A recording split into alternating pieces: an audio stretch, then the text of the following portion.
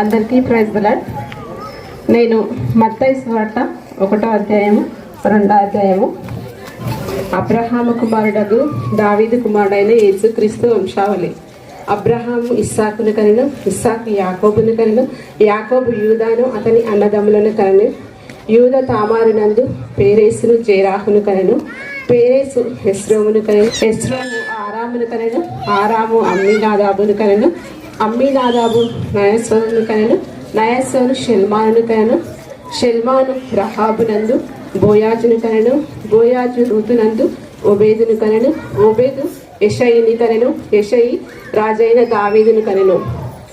ఊరియా భార్యగా ఉండిన ఆమె యందు దావీదు సొలొమోనును కనెను, సొలొమోను రెహబామును కనెను, రెహబాము అబియాను కనెను, అబియ ఆసాను కనెను, ఆసా యెహోషాపాతును కనెను, యెహోషాపాతు యెహోరామును కనెను, యెహోరాము ఉజ్జియాను కనెను, ఉజ్జియా యోతామును కనెను, యోతాము అహాజును కనెను, అహాజు ఇజ్కియాను కనెను, ఇజ్కియా మనష్షేను కనెను, మనష్షే ఆమోనును కనెను, ఆమోను ఏషియాను కనెను. యూదులు బబులోనికి కొనిపోబడిన కాలములో ఏషియా ఏకొన్నేను అతని సహోదరులను కనెను.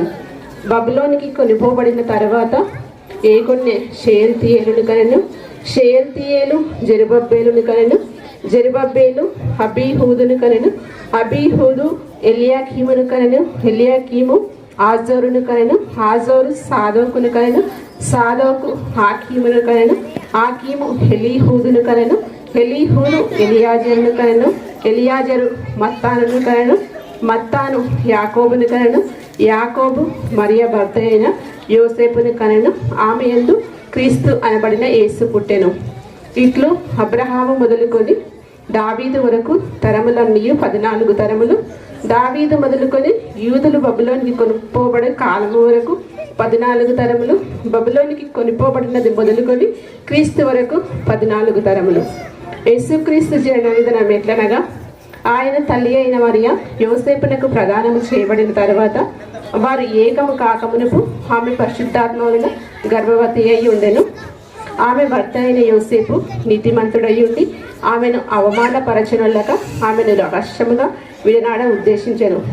అతడు ఈ సంగతులను గూర్చి ఆలోచించుచుండగా ప్రభుదూత స్వప్నమందు యోసేపునకు ప్రత్యక్షమై, దావీదు కుమారుడైన యోసేపు, భయపడకుము, నీ భార్య అయిన మరియ పరిశుద్ధాత్మ వలన గర్భం ధరించినది, ఆమె ఒక కుమారుని కనెను, ఆయనే తన ప్రజలను వారి పాపం నుండి రక్షించును గనుక ఆయనకు యేసు అని పేరు పెట్టుదువు.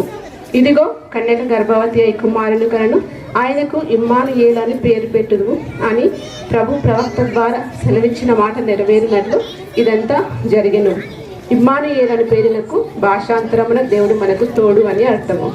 యోసేపు నిద్ర మేలుకొని ప్రభుదూత తనకు ఆజ్ఞాపించిన ప్రకారం చేసి తన భార్యను చేర్చుకొని ఆమె కుమారుని కనువరకు ఆమెను ఎరగకయుండెను. అతడు ఆయనకు యేసు అని పేరు పెట్టెను. రాజైన హేరోదు దినములయందు యూదాదేశపు బెత్లెహేములో యేసు పుట్టిన పిమ్మట, ఇదిగో తూర్పు దేశపు జ్ఞానులు యెరూషలేమునకు వచ్చి, యూదులకు రాజుగా పుట్టినవాడు ఎక్కడనున్నాడు, తూర్పు దిక్కున మేము ఆయన నక్షత్రమును చూసి ఆయన్ను పూజించవచ్చితిమని చెప్పిరి. హేరోదు రాజు ఈ సంగతి విన్నప్పుడు అతడును అతనితో కూడా ఉన్న యెరూషలేము వారందరూ కలవరపడిరి. కాబట్టి రాజు ప్రధాన యాజకులను ప్రజల్లో ఉండి శాస్త్రులను అందరినీ సమకూర్చి క్రీస్తు ఎక్కడ పుట్టానని వారిని అడిగెను.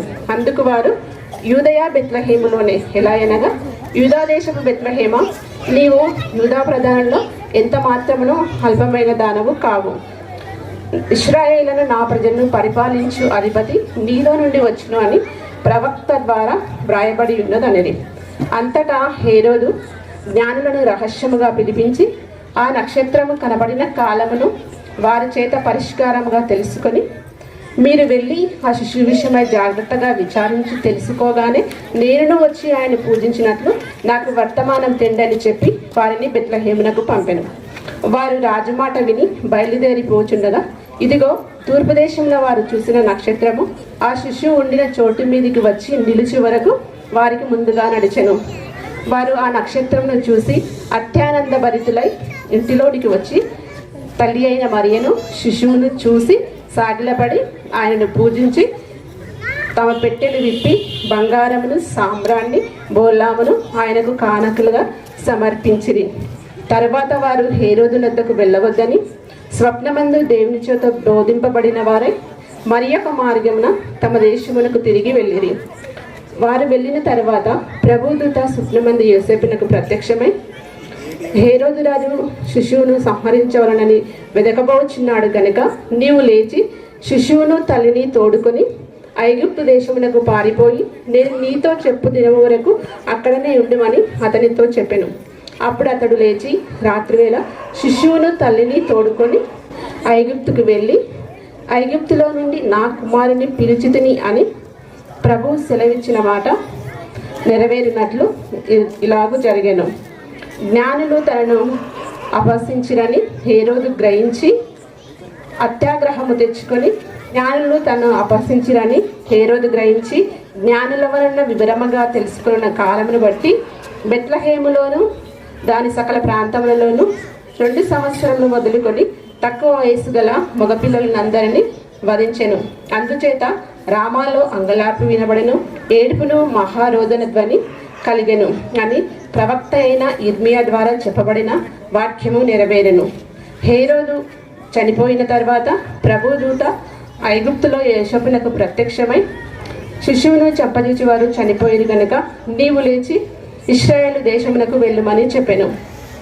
అప్పుడు అతడు లేచి శిశువును తల్లిని తోడుకొని ఇశ్రాయేలు దేశమునకు వచ్చెను. అయితే అర్కెలయు తన తండ్రియగు హేరోదుకు ప్రతిగా యూదా దేశమును ఏలుచున్నాడని విని అక్కడికి వెళ్ళవెరిసి స్వప్నమందు దేవుని చేత బోధింపబడిన వాడై గలిలయ ప్రాంతంలోని నజరేతను ఊరికి వెళ్ళి అక్కడ కాపురముండెను. ఆయన నజరేయుడని పిలువబడినని ప్రవక్తలు చెప్పిన మాట నెరవేరునట్లు ఇలాగూ జరిగెను. Thank you.